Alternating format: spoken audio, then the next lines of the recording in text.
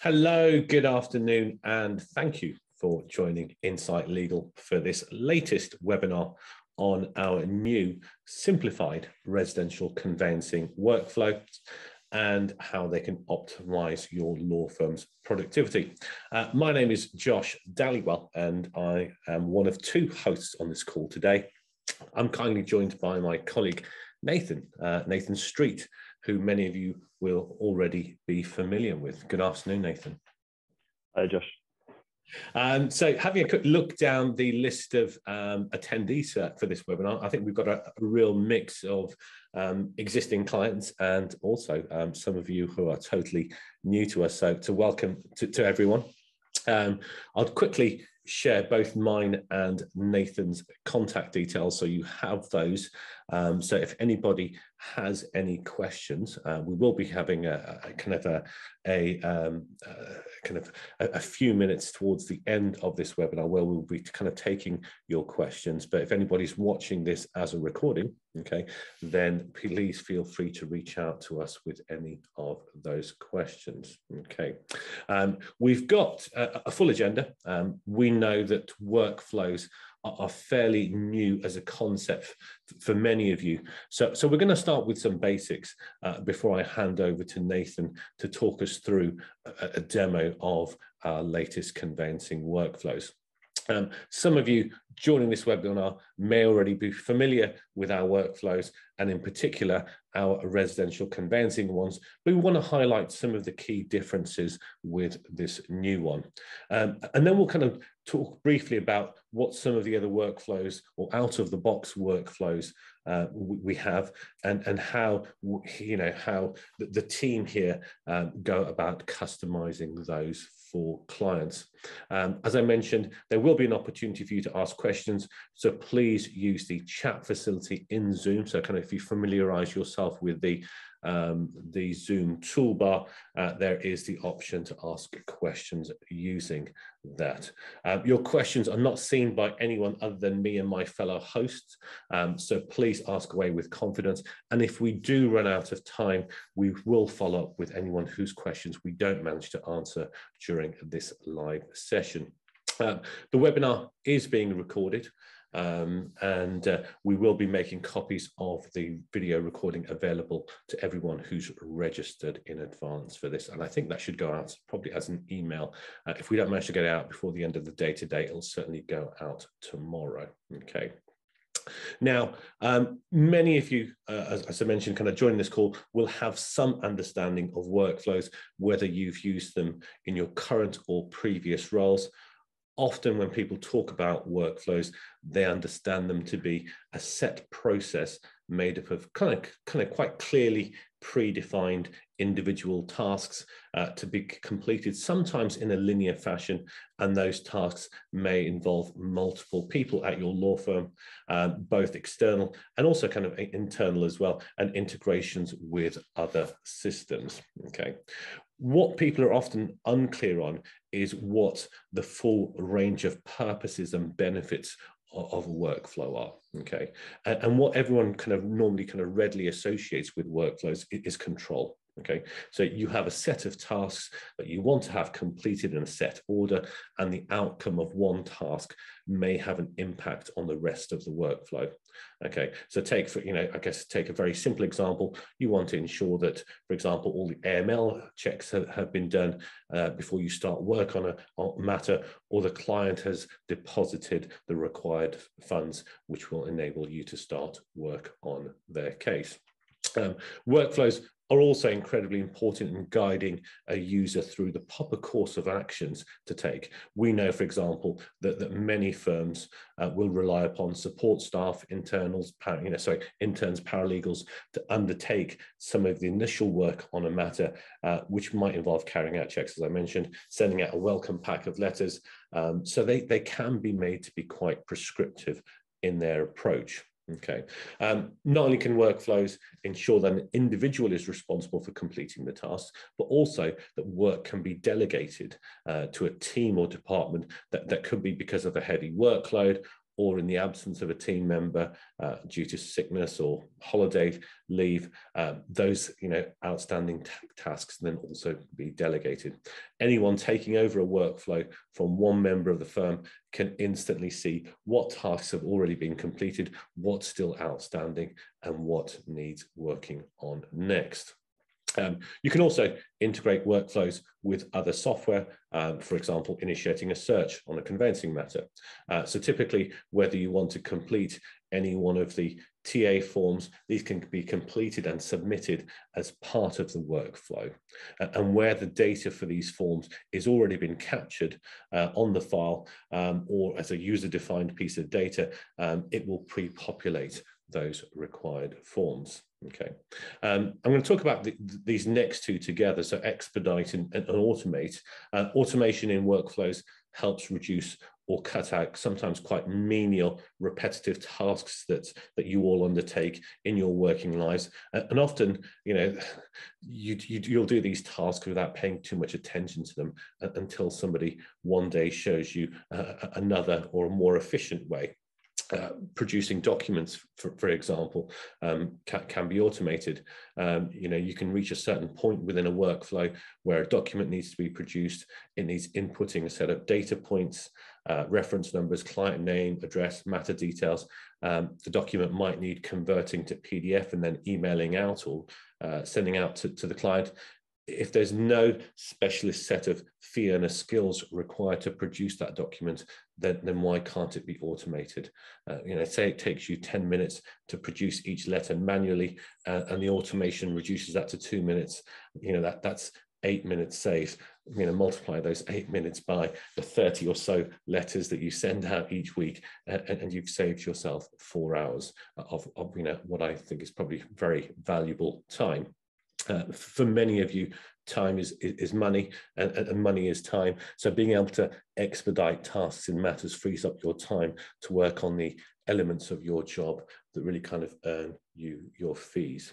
And really kind of finally, being able to track and measure how long a process takes from start to completion can help you understand the profitability of the work that you do. Okay, we all know that, especially with kind of conveyancing work, that there's obviously sometimes very fine margins, and the profitability of the matter can also depend on, I guess, kind of how much time it takes to work that file through from start to finish. Okay. You can also report on how many matters you have at any point in time, what stage they're at. Do you have matters that are not progressing because the workload is too much for an individual or a team, and so some of that work needs delegating? Is certain work taking longer than anticipated, so you need to reevaluate the fees for that type of work? In addition, you can also set up reminders that a certain task needs to be completed in X number of days from the file opening, and really kind of when you've reached that kind of the appropriate stage, that an alert is sent out to the fee earner, the department head, etc., which says, right, we've reached this stage now, it's the appropriate time for you to take over. Okay. I guess that's kind of just really kind of a quick overview of some of the real kind of, I guess, kind of benefits of a workflow. So before I kind of ramble on any further, I guess I'm going to bring in Nathan at this point to show you that obviously the new residential conveyancing workflow, and really, I guess, kind of the reason that we have this new workflow is, I guess, kind of, again, it's really kind of been about for us listening to what our clients are telling us. Not all of our clients have huge teams of people in their residential conveyancing departments. They don't necessarily want to be able to delegate tasks, especially those of you who kind of work on conveyancing matters day in, day out. You wanted the flexibility to be able to jump one or several steps ahead and not kind of really kind of work through the files in a very prescriptive or linear fashion. Okay. Just very quickly before I guess I hand over to you to kind of, I guess, share your screen. Nathan, do you want to give us a quick introduction? Yeah. So hi everyone. My name's Nathan. Thanks very much for joining. So I'm one of the business development guys here at Insight, and away from sort of doing demos of the software and obviously doing the webinar today. Part of my role is to sort of ensure that any customers, prospective customers alike, have a good understanding of Insight and how it can help you and help your firm. So like Josh said, any questions following this, either about what I go over or indeed Insight as a wider package, by all means, do get in touch.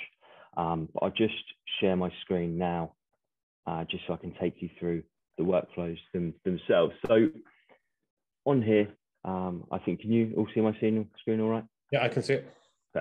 Perfect. So on here, I have up to, I think the best way to show you the sort of slimmed down version of our conveyancing workflows, to show you what our existing larger conveyancing workflows looks like. So on here, the workflows themselves are comprised of two main aspects. The first being phases, which are the milestones in any individual matter, any individual case, and the individual tasks, which are the actions within each section. So as you can see here, this workflow is quite large. It covers every aspect of conveyancing through every possible milestone there is. And albeit it's a very systematic process in the sense of it follows a defined path, and it will follow the path based on the information you give it, there is still the ability to jump between phases. So if during the introduction you also want to gather info, you can activate that tasks, and you can do that with anything else through the process. And during that and doing that, it will also define and give you those tasks to do. Okay, so albeit, yes, it's prescriptive in the sense that it will follow a regimented path and it will go through that path systematically, there is still the ability to work the way you want. But moving into... Sorry, just before you go on, Nathan, just quickly go back to the phases tab. And I guess the ability here to jump ahead from one phase to the other is, again, it's kind of permission based within Insight, isn't it? So again, if you're delegating this work to kind of maybe a more junior member of the team, they possibly haven't got the ability to be able to jump several stages ahead, because again, you want them to follow quite a prescriptive path. Exactly. Yeah. So an example would be that we have a customer that wanted to instill a compliance phase at the beginning of every matter, and to ensure that that phase was done and all the AML checks were done at the initial start of the matter, all you have to do is take away the permission that allows people to jump ahead of phases. So that wouldn't necessarily be everyone, but if you wanted, say, junior staff, caseworkers to not be able to jump ahead, you can install that permission so that they can't and don't have the ability to do that. So that's the conveyancing workflow as it is existing. So the slimmed down version of the conveyancing workflow reads very much like this. So it has one phase and one phase only, and it covers the life of a file. So the intention with this is, so it's very much, it still follows a process, and it will ensure that you record every bit of information that you need to record, but it gives you the freedom to work how you want. Granted, again, any amendments can be made, and we can sort of build this as to exactly how you would want it in a slimmed down process. But the purpose is that it's very much the workflow for people that don't necessarily need that sort of extra bit of assistance. It's almost the workflow for people that don't necessarily want workflows or need workflows. This is the ability to work how you want, but also ensuring that you record every bit of information you need to. So looking at it through here, it covers the life of file, goes through everything. You can work how you want. Granted, you'll probably work through it in a linear sense. You'll probably go through stage 1, you'll go down to 20 or 24. But the purpose is that it takes the amount of tasks you have to 30, whereas in the initial conveyancing workflow, there's about 180. But like I say, with this, any amendments can be made. I'll show you how you can do that. Granted, with the conveyancing workflow, because it's quite a complicated and it's quite a complex, in the background, we would work with you and we would build that to make any amendments you made. But in this lean workflow, I'll show you how to do it, because even I can do it. But going into the tasks definitions, which is just an element of the case management, you click on tasks, you come to this page here, you select the workflow you want to amend. So if we go down to lean residential and we go into the purchase, in here, this is a direct reflection of all of the tasks within the workflow. This is just the background, how they interact with the system, how you interact with them, and what they do later on in the process. So, for example, one thing may be that you would want within this process, you may want anti-money laundering to be one of the first steps, as it's one of the most important things you need to capture. So whereby here, it is in a later stage and it's done by the code LPU8. If you wanted to move that to an earlier stage of the process, you would just change the code here. So the steps and the way the workflow works and the areas of the workflow it falls into is predefined by this code. So for example, if you did want to move it up into the first step, all you would do is you would change that to LPU 01 and then the next corresponding letter. So then you press save on that. And then within the workflow, when it's restarted or a new matter is opened, that would then be at that stage. And equally, you can do that with any tasks you want. If you wanted to add a brand new task entirely, you would simply add task. Say you wanted to add a file check, say midway through the file. All you would do is you would put the code, say LPU, and then if you wanted it to follow the leasehold information, for example, all you would do is you put that in as LPU 11A, and then that would be the next corresponding phase there. What you can do with these phases, there is a lot of opportunity to sort of make this sort of anything you want to. There's a whole bunch of things you can do with it. Just to give you an example, so the due in date, that is essentially the amount of time you define that task to have before it needs to be completed. The actions are anything you want that task to be it attaching a file, producing a document. Like in this example, you may want to produce a file check document for you to complete. You can do that. You can produce a form.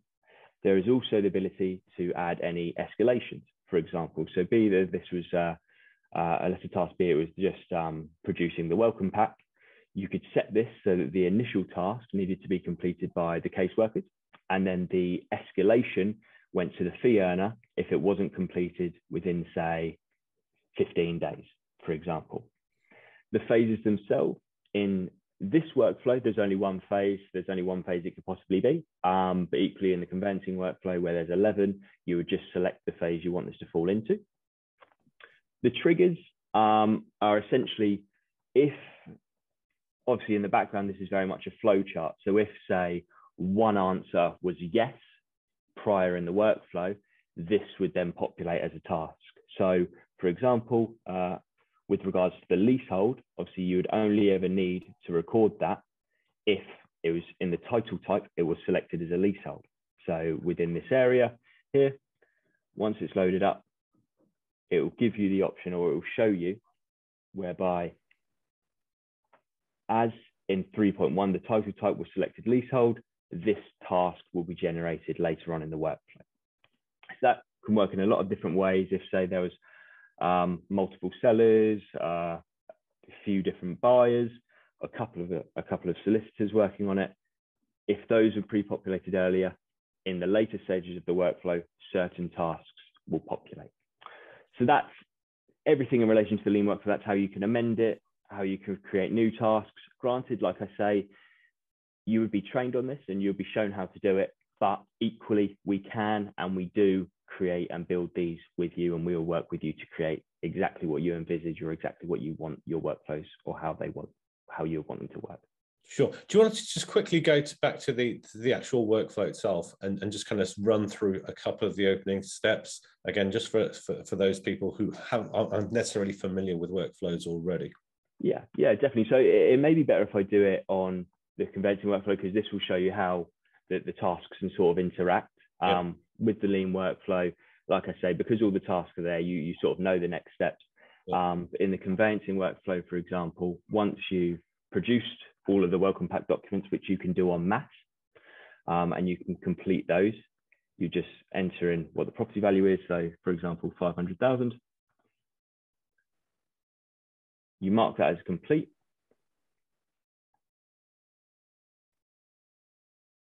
Once that's gone through, you then say, I've uploaded the memorandum of sale, for example. And although because I've added the initial phase in here, it will show all of those. But then the next phase would be send the welcome pack and questionnaire within that initial introduction phase. So that's how the workflows can interact. It will very much be a case of you complete one and it will give you the next task.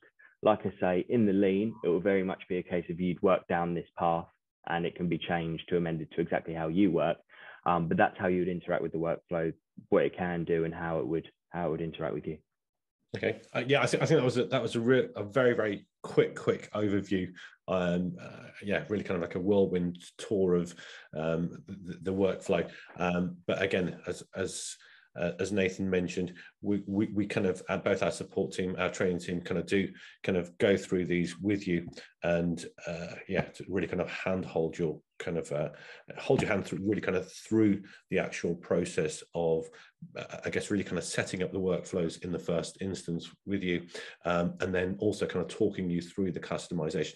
Essentially what we want to do is that for you to be able to manage those workflows yourselves without necessarily having to get onto our support team every time you have a question, because we want you to become self-sufficient in the tool. Okay.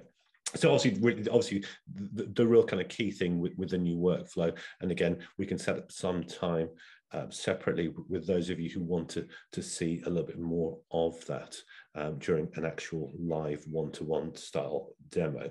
Okay.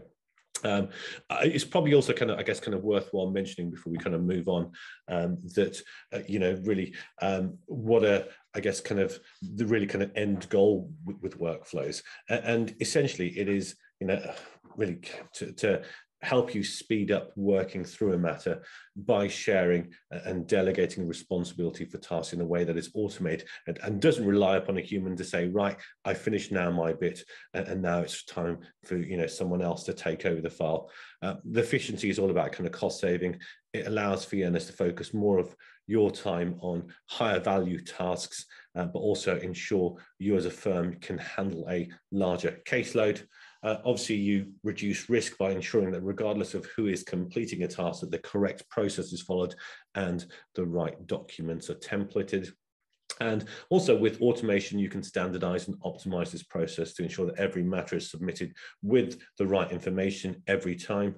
You know, imagine how much time could be saved when the involved parties don't have to be tracked down and followed up for any bits of omitted information. Okay, and really kind of simplifying the matter intake workflow begins with the matter intake form, which is again really kind of right at the top. So completed that, you know, make sure that's all includes all the questions and prompts to ensure that all of the necessary data has been captured really kind of early on in the matter. I should also just very quickly mention we have a number of workflows available out of the box for enterprise customers, and you can see the full list on the screen, but we're always looking for firms that want to work with us in putting together either a custom workflow or one that may benefit our wider client base. I think one of the ones that we probably get asked most about is, you know, do we have an immigration workflow? We don't have one out of the box at the moment. We have built those,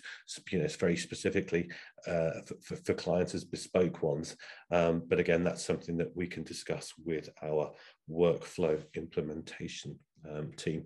I should also very quickly mention, and again, I'll kind of remind you about this when we send out the email that includes the recording for today's webinar, is that the latest addition to our conveyancing webinars is that we also now have commercial conveyancing webinars as well.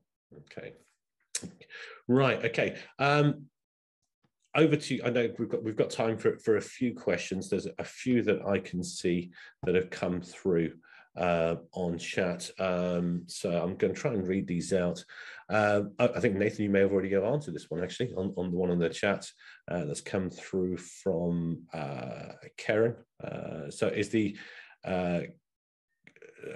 actual workflow we use and going to share. So the question we've got is the I guess kind of the more slimmer workflow. I think we haven't got the right word for this. It's simplified, the slimmer. I think we're kind of the leaner workflow.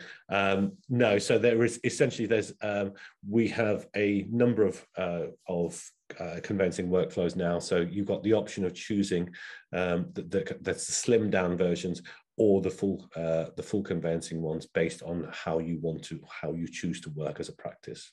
Okay. Yeah, and just to elaborate on my answer to Karen, basically any changes you make in the back end will only affect the workflow that you've identified to change anything within. So if in the lean workflow you did want to add an initial phase for, say, compliance, that wouldn't change anything in the other existing workflows you have. Okay. So Nathan, this one's maybe one for you. Are workflows an extra cost? No. So if you're an existing customer of Insight and Enterprise specifically, all of our out-of-the-box workflows can be given free of charge as it is included within Enterprise. Any customers not on Enterprise, you would have to upgrade, and obviously any new customers looking to buy Insight, they would, or those out-of-the-box workflows would come within Insight. If you wanted to create a bespoke workflow and you wanted our help with it, yes, there would be a charge. It would be very dependent on what you're wanting to do, how large that workflow wants to be, and how prescriptive you want it to be. But we do have a dedicated workflows team that would work with you to build them. And like I say, following this, if you do have any ideas of what you may want to do, by all means, get in touch and I'll be able to sort of give you a rough guideline of where it'd be at in terms of costing. And I've got another question here, which is, can we create our own workflows or do you have to do it? You can, by all means. I mean, a good example would be the lean workflow that I showed you. In reality, workflows like that, where it's just a few initial steps, maybe one phase, by all means, I think people, especially more technical people, would have no trouble doing that. But granted, when you get into the avenues of wanting certain things to happen, when certain tasks are completed, we would work with you. I think that would probably be the best course of action, just because they can get fairly complicated and you can get down quite in the weeds with them. And equally, we're the experts in doing it, and we can definitely make it work exactly how you want it to. Sure. And yeah, I guess in terms of, how long it takes, we've got clients that we've kind of created file opening workflows, which just take, I think, a matter of hours to complete. We've produced workflows. I think we've done one for a claims firm, which had 300 individual steps, because again, they wanted to, ensure that a very, very set process, a very kind of detailed process was followed. Yeah, I think that one may have taken several days. Yeah, definitely. I think I know I've mentioned it a couple of times, but quite a hot topic is sort of the compliance aspects, anti-money laundering, and building even an initial phase into a workflow for that would probably take a matter of hours. Yeah. And sort of the headache that can save down the line just to ensure that's completed is a great deal worth more than those 2 hours that it will take. Yeah, I was going to say just very quickly, you don't have to be a technical person to edit a workflow. I think, yeah, again, in terms of helping our clients become self-sufficient, I think one of the key things that our workflows and support teams will do is to ensure that you understand how to drag and drop and how to amend any of the stages. Again, today's was really kind of just a real kind of teaser for workflows and obviously the residential conveyancing workflows. But again, we'll be more than happy to go through that at a much slower pace on a live one-to-one demonstration. Okay, and I have one more just other question that's come through, which is what if the workflow we want isn't available from your out of the box list? And I guess, yeah, no, I guess it's saying, yeah, I guess, again, we'd kind of map a workflow out with you, initially kind of as a diagram, using it on a piece of paper, and really to get really kind of a brain dump from you in the first instance of how you want it to work, what you want it to do, what you want the various stages to do, what actions are outcoming from those. And again, yeah, like I said, we create these for clients all the time. So more than happy to look at what you want to map. Yeah, I think there's such a great thing with workflows. There's so many options of what you can do for them. They can be as simple or as in-depth as you want. And I think even just sort of automating some of the more simpler process you have can save a wealth of time. So even if it's something for the future, it may be worth a conversation just to see what you want to do and how we can help you with that. And I've just picked up a message for you, Nathan, from Mary, who's sent you her phone number and she wants to discuss workflows. So, okay, excellent. I'm conscious, obviously, that we've kind of reached the half an hour mark. So I just want to quickly, again, if anybody has any other questions, then please feel free to submit them through to the team here. If you send them through to webinars@insightlegal.co.uk, any one of us on the team here can pick those up and also respond to them. I mentioned very early on that we will be sending out an email with the link to the recording of today's session, which, as I mentioned, may come out later on today and maybe tomorrow morning. So feel free to share share that with colleagues unable to attend.